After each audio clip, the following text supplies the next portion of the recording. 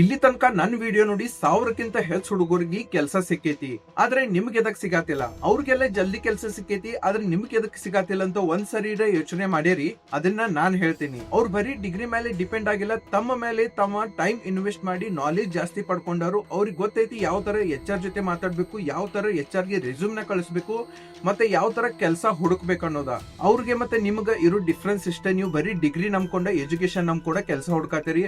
ಬರೀ HR ಕಾಲ್ ಮಾಡಿ ನೀವು ಕೆಲಸ ಪಡ್ಕೋತೇನಂದ್ರ ನಿಮ್ಗ ಕೆಲಸ 100% ಸಿಗಂಗ ಇಲ್ಲ. ನಾನು ಡೈಲಿ ನನ್ ಕೆಲಸ ಬಿಟ್ಟ 4 ರಿಂದ 5 ಅವರ್ ನಿಮ್ಗ ಕೆಲಸ ಸಿಗಲಿ ಅಂತ ಹೇಳಿ HR ಜೊತೆ ಕಾಂಟ್ಯಾಕ್ಟ್ ಮಾಡಿ ಅವ್ರ ಕಡೆ ಜಾಬ್ ಡೀಟೇಲ್ಸ್ ತಗೊಂಡ ವಿಡಿಯೋನ ಎಡಿಟ್ ಮಾಡಿ ಪೋಸ್ಟ್ ಮಾಡಿರ್ತೀನಿ. ಆದ್ರೆ ನೀವು ಅದರದ ಉಪಯೋಗ ತಗೊಳತಿಲ್ಲ. ನಾ ಮಾಡ್ತಿರೋ ಎಲ್ಲಾ ವಿಡಿಯೋಗಳು ಫ್ರೀದಾಗಿರ್ತಾವ, ಆದ್ರೂ ನೀವು ಅದರದ ಯೂಸ್ ತಗೊಳತಿಲ್ಲ.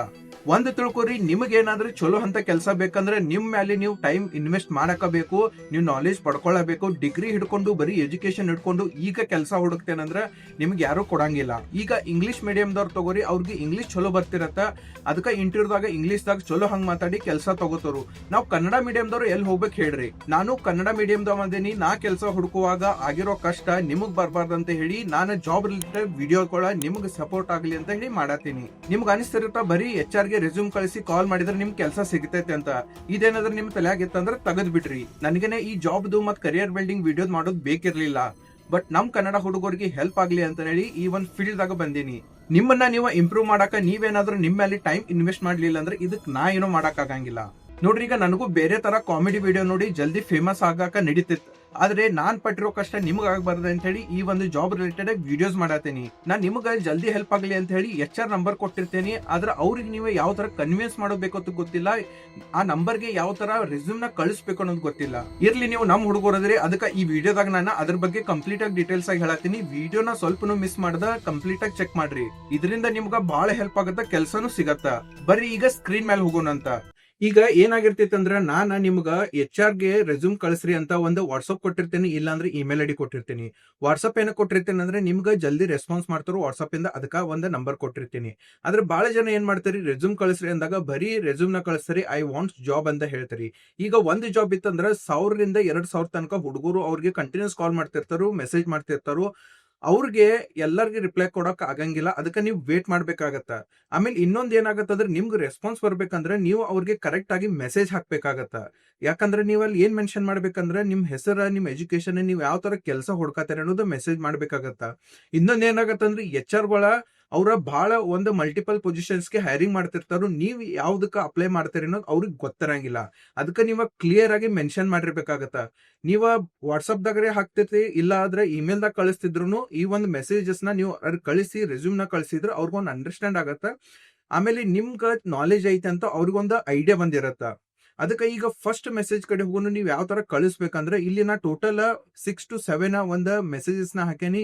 ಬಟ್ ಇಲ್ಲಿ ಏನೇನ್ ಹಾಕ್ಬೇಕು ಅನ್ನೋದು ಕ್ಲಿಯರ್ ಆಗಿ ಹೇಳ್ತೇನೆ, ಯಾಕಂದ್ರೆ ಇದು ಬಹಳ ಇಂಪಾರ್ಟೆಂಟ್ ಆಗತ್ತ. ಫಸ್ಟ್ ಇಂದ ನೀವೇನಾದ್ರೂ ಡೈರೆಕ್ಟ್ ಅಪ್ಲಿಕೇಶನ್ ಹಾಕೋರಿದ್ರಿ ಅಂದ್ರೆ ಈಗ ನಾನು ಒಂದು ನಂಬರ್ ಕಳಿಸಿರ್ತೀನಿ, ಇಲ್ಲ ಅಂದ್ರೆ ನಾನು ಇಮೇಲ್ ID ಕಳಿಸಿರ್ತೀನಿ. ಅಲ್ಲಿ ಮೆಸೇಜ್ ದಾಗ ನೀವು ಏನ್ ಹಾಕ್ಬೇಕಂದ್ರ ಸಬ್ಜೆಕ್ಟ್ ಏನಿರತ್ತಂದ್ರ ಅಪ್ಲಿಕೇಶನ್ಸ್ ಫಾರ್, ನೀವು ಯಾವ ಜಾಬ್ ಟೈಟಲ್ ಗೆ ಅಪ್ಲೈ ಮಾಡತ್ತೀರಿ ಅನ್ನೋದು ಈ ಒಂದು ಇದ್ರಾಗ ಹಾಕಬೇಕಾಗತ್ತ.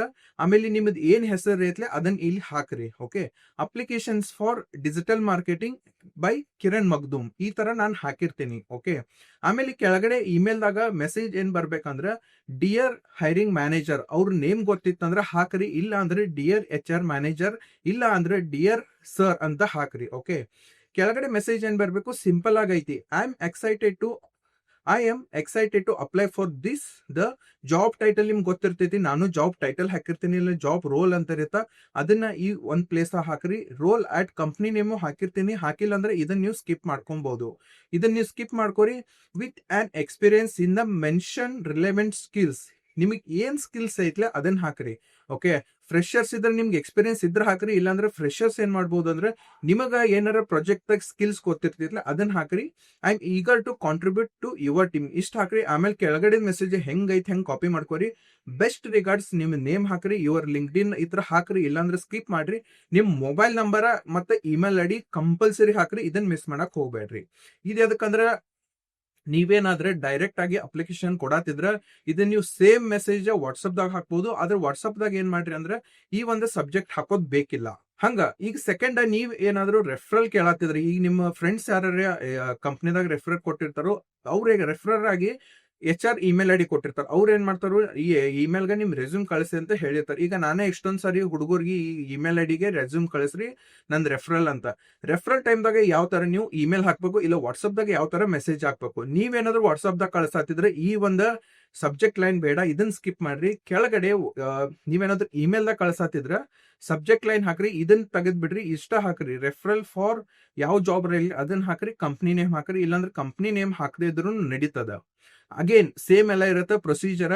ಐ ವಾಸ್ ರೆಫರ್ಡ್ ಬೈ ನಂದ್ ಹೆಸರು ಹಾಕ್ರಿ, ಇಲ್ಲ ನಿಮ್ ಯಾರ ಫ್ರೆಂಡ್ಸ್ ಇದಾರೆ ಫ್ರೆಂಡ್ಸ್ ಹೆಸರು ಹಾಕ್ರಿ, ಜಾಬ್ ಟೈಟಲ್ ಏನೇಂತ ಹಾಕ್ರಿ, ಮಿಕ್ಕಿದೆಲ್ಲ ಸೇಮ್ ಇರುತ್ತೆ. ಆಮೇಲೆ ನಿಮ್ಗೆ ಏನಾದ್ರು ಸ್ಕಿಲ್ಸ್ ಇದ್ರೆ ಸ್ಕಿಲ್ಸ್ ಹಾಕ್ರಿ, ಒಂದು ಐಡಿಯಾ ಬಂದಿರುತ್ತೆ.